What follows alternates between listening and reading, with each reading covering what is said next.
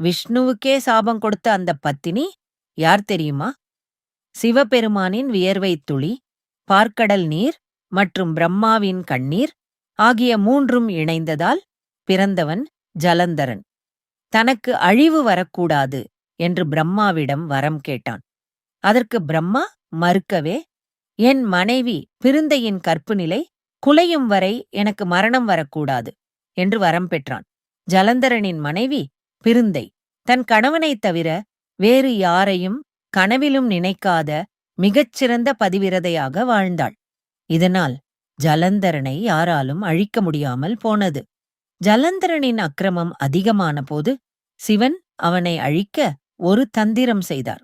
அவர் ஜலந்தரன் முன் தோன்றி ஒரு சக்கரத்தை தலையில் வைக்குமாறு கூறினார். அதே சமயம் விஷ்ணுவை ஜலந்தரன் வடிவில் பிருந்தையின் முன் செல்லுமாறு கூறினார். தன் கணவன்தான் வந்திருக்கிறார் என்று நினைத்து பிருந்தை விஷ்ணுவை வரவேற்றாள். அந்த ஒரு கணம் அவள் மனதில் ஏற்பட்ட குழப்பத்தால் அவளது கற்புநிலை குலைந்தது.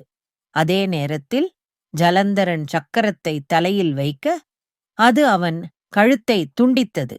தன் கணவன் இறந்ததையும் விஷ்ணு தன்னை ஏமாற்றியதையும் அறிந்த பிருந்தை, நான் கணவனை இழந்து வருந்துவது போல நீயும் உன் மனைவியை பிரிந்து வருந்த வேண்டும் என்று விஷ்ணுவுக்குச் சாபம் கொடுத்தாள்.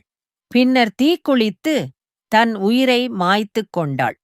இந்தச் சாபத்தினால்தான் பின்னாளில் ராம அவதாரத்தின் போது விஷ்ணு ராமர் தன் மனைவி சீதையை பிரிந்து வாடினார் என்று இந்த கதை முடிகிறது. உங்களுக்கு பெருமாளை பிடிக்கும்னா ஒரு லைக் பண்ணி சப்ஸ்கிரைப் பண்ணுங்க.